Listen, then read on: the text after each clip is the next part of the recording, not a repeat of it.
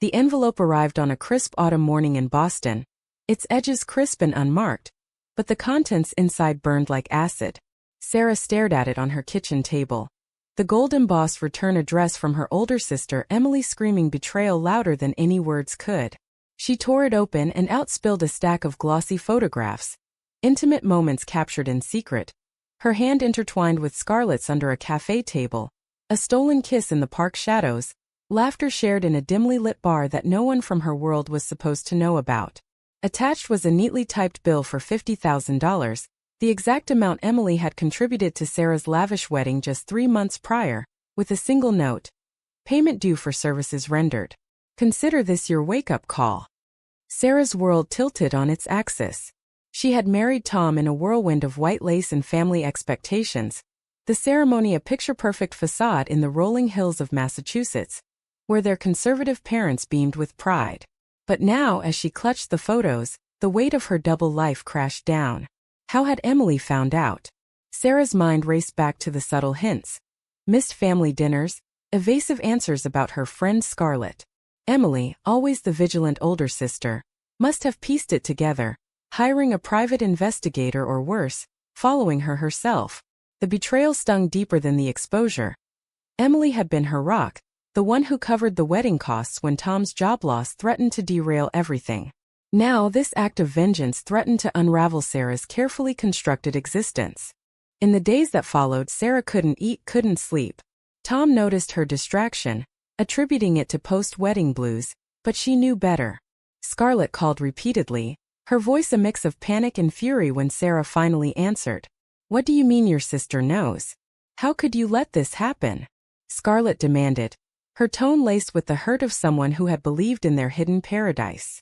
Sarah and Scarlett had met 2 years ago at a women's networking event in Cambridge, drawn together by shared ambitions in the tech world.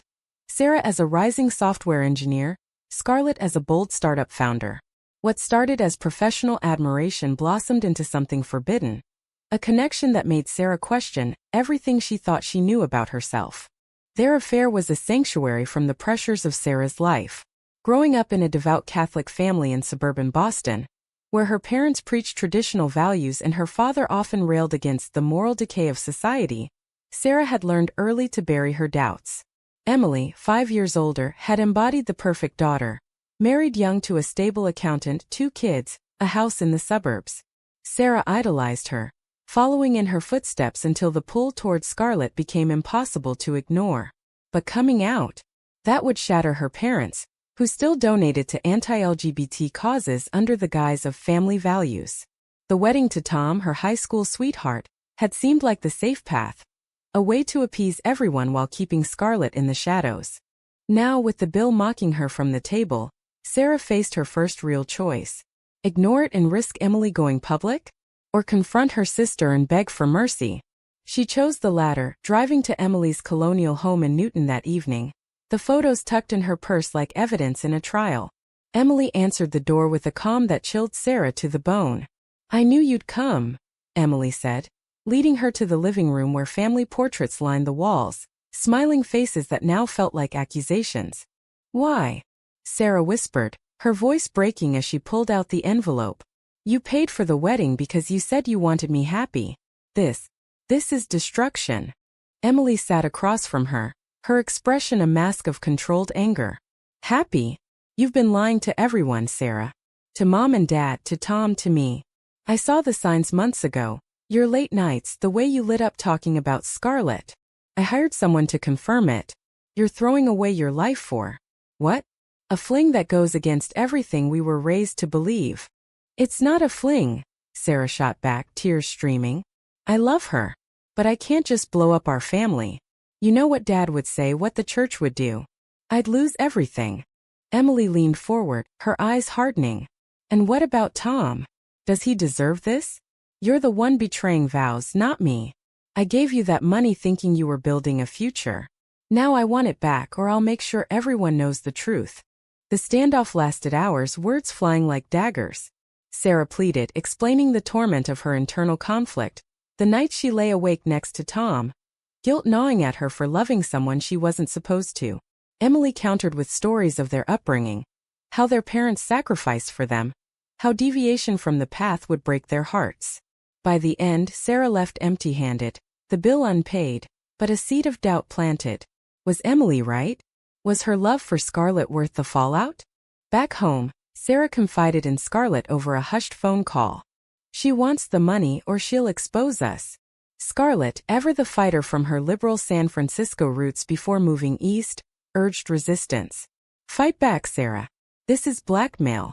We can go public on our terms. But Sarah hesitated, the weight of family loyalty crushing her resolve. As the days turned to weeks, the tension mounted. Tom began questioning her absences. Her parents called more often, sensing something amiss. Sarah's work suffered, her code riddled with errors as her mind splintered between duty and desire. One evening, Scarlett showed up at Sarah's door, unannounced, her eyes fierce. We can't hide forever. Tell Tom or I will. The ultimatum hung in the air, forcing Sarah to confront the maw of her choices. She pushed Scarlett away that night, but the damage was done, the first crack in their bond. The pressure cooker of Sarah's life intensified as autumn leaves fell, blanketing Boston in shades of red and gold that mocked her inner turmoil. She returned the photos to Emily via certified mail, along with a check for $5,000, a partial payment, a desperate olive branch. But Emily rejected it, sending it back shredded with a new note. All or nothing. You have 2 weeks. Sarah's hands trembled as she pieced together the fragments, realizing her sister wasn't bluffing. This wasn't just about money, it was about control, about forcing Sarah back into the fold of societal norms. Scarlett, sensing Sarah's wavering, pulled away. Their meetings grew sparse, laced with arguments. You're choosing them over us, Scarlett accused during a tense lunch in a secluded cafe. Sarah defended herself, tears welling. It's not that simple. My parents are getting older. A scandal like this could kill Dad. And Tom, he's innocent in all this. Scarlett's face softened momentarily, but her resolve hardened. Innocent? You're using him as a shield. If you love me, prove it. The words echoed in Sarah's mind, amplifying her guilt. She had married Tom knowing her heart belonged elsewhere. A decision born from fear but now reaping a harvest of pain. At work, Sarah buried herself in projects, but even there cracks showed. Her boss pulled her aside after a botched presentation. What's going on, Sarah? You're not yourself. She mumbled excuses, but inside the conflict raged. Nights were the worst, lying beside Tom, his arm draped over her in sleep, while her thoughts drifted to Scarlett's touch. The moral quandary tore at her. Was staying in the marriage a noble sacrifice or a cowardly lie? The societal whispers she imagined, neighbors gossiping, church friends shunning, fueled her paranoia. Emily, meanwhile, wrestled with her own demons.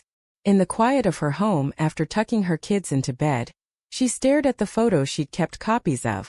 Hiring the investigator had been a spur-of-the-moment decision, driven by suspicion after overhearing Sarah's whispered phone calls. But now the act felt like a betrayal of her own values. Their parents had instilled in them a sense of family above all. Yet here she was wielding secrets like weapons. Her husband, Mark, noticed her distraction. Talk to me, Em. This thing with Sarah. It's eating you up. She confessed in fragments, defending her actions. She's destroying her life. I have to stop her. But Mark's gentle rebuke planted doubt. By destroying it yourself? Love isn't about forcing someone into a mold. The 2-week deadline loomed and Sarah made a desperate move. She invited Emily to a neutral ground, a quiet park bench overlooking the Charles River. Under the gray November sky, they faced off again. Please, Em. Give me time. I'll end it with Scarlett, pay you back slowly. Emily's eyes narrowed. End it? You've said that before. I saw the dates on those photos, right up to the wedding. Sarah flinched, the truth hitting hard. She had indeed continued seeing Scarlett, even as vows were exchanged, a moral lapse that now haunted her. The conversation escalated into shouts, drawing stares from passers-by. Emily accused Sarah of selfishness, of risking the family's reputation in a city where old money ties still mattered. Sarah countered with pleas about identity, about the suffocating weight of expectations. You don't know what it's like to feel wrong in your own skin. Emily paused, a flicker of empathy crossing her face, the first since the envelope. But she stood firm. Then choose, Sarah. Family or her. You can't have both. Sarah left the park shattered, driving aimlessly until she ended up at Scarlett's apartment in Somerville. Scarlett opened the door, concern etching her features. They talked through the night, Scarlett sharing her own coming-out story. Estrangement from conservative relatives, but ultimate freedom. It hurts at first, but you emerge stronger. Sarah wanted to believe her, but the fear of losing her parents' love, of being the family pariah, held her back. As dawn broke, they shared a tentative embrace, but Sarah pulled away. "I need space," she said, leaving Scarlett heartbroken. The fallout rippled outward. Tom, sensing the distance, confronted Sarah over dinner. "Are you having an affair?" His voice cracked, the pain raw. Sarah denied it at first, but the lie choked her. She confessed partially, emotional troubles, family stress, buying time. But the seed of doubt was planted in him too. At her parents' house for Thanksgiving, the tension was palpable. Her mother fussed over her, asking about grandkids, while her father lectured on traditional marriages in the news. Emily watched silently, her ultimatum unspoken but heavy. Sarah's internal battle peaked in solitude. Journaling late at night, she weighed the costs. Stay with Tom, repay Emily, suppress her true self, or embrace Scarlett, face exile but live authentically. The decision loomed like a storm cloud, each option laced with loss. December brought snow to Boston, blanketing the city in a deceptive peace that mirrored Sarah's fragile truce with herself. She had stalled Emily with another partial payment, but the photos loomed like a guillotine. Scarlett, hurt by Sarah's indecision, issued her own ultimatum via text. "Decide by New Year's or I'm done." The pressure from all sides squeezed Sarah's chest, making every breath a labor. She sought solace in therapy, sneaking sessions during lunch breaks, where the counselor probed her conflicts. "What do you want, Sarah?" "Not what others expect." The question haunted her, unearthing buried resentments toward her upbringing, the stifling church services, the subtle homophobia in family jokes. Emily, too, grappled with remorse. At a holiday party, she overheard friends discussing a relative's coming out, the mix of support and judgment stirring unease. She confided in Mark fully, showing him the photos. "Am I the villain here?" Mark held her. "You're trying to protect her, but at what cost? Forcing her hand might push her away forever." Emily nodded, but pride held her back from retracting the demand. Instead, she monitored Sarah's social media, noting the absence of Scarlett's subtle likes. A small victory, or so she thought. The turning point came mid-month. Sarah arranged a secret meeting with Scarlett at a cozy inn outside the city, hoping for clarity. Snow fell softly as they talked by the fire, vulnerabilities laid bare. Scarlett spoke of her fears, being the other woman, the risk of heartbreak. Sarah admitted her love but also her terror. "If I choose you, I lose my family." Scarlett's eyes filled with tears. "And if you don't, you lose yourself." They parted unresolved, but the night reignited Sarah's passion, making the status quo unbearable. Back home, Tom discovered a stray text from Scarlett on Sarah's phone. A simple "miss you." And the confrontation exploded. "Who is she?" he demanded, his face ashen. Sarah broke down, confessing everything. The affair, her orientation, the lies. Tom's hurt morphed into anger. "You used me. Our wedding was a sham." He stormed out, leaving Sarah alone with the wreckage. She called Emily in panic, but her sister was unsympathetic. "This is what happens when you play both sides. Now fix it." The scandal began to leak. Tom confided in a mutual friend, whispers spreading through their circle. Sarah's parents caught wind, calling a family meeting at their home. The living room, once a haven of warmth, felt like a courtroom. Her father thundered, "Is it true? This abomination." Her mother wept silently. Emily sat stoic, the bill unspoken but implied. Sarah, cornered, defended herself for the first time. "I didn't choose this. But I can't pretend anymore." The room erupted. Accusations of selfishness, pleas for repentance. Emily finally spoke, revealing her role. "I tried to warn her to stop this madness." Sarah fled the house, driving to Scarlett's, where she collapsed in her arms. "It's over." With Tom with them. Scarlett held her, but caution tempered her joy. "Are you sure? This means everything changes." Sarah nodded, the decision a painful birth of freedom. But the cost was immediate. Tom filed for divorce, citing infidelity, and Emily cut ties, returning the partial payments with a final note. "You're no longer family." As Christmas approached, Sarah navigated the debris. She moved in temporarily with Scarlett, their relationship tested by the chaos. Work offered stability, but judgmental stares from colleagues who heard rumors added salt to wounds. Internally, Sarah mourned the loss, the parents who raised her, the sister she admired. Was authenticity worth this isolation? The question gnawed, but glimmers of peace emerged in quiet moments with Scarlett. The new year dawned cold and unforgiving in Boston, mirroring the chill in Sarah's fractured relationships.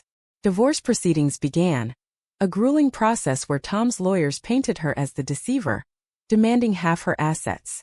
Sarah didn't fight it, guilt fueling her concessions. Scarlett supported her through it, but tensions arose. Scarlett pushing for public acknowledgement, Sarah hesitant amid the fallout. "We can't hide anymore," Scarlett insisted during a heated dinner.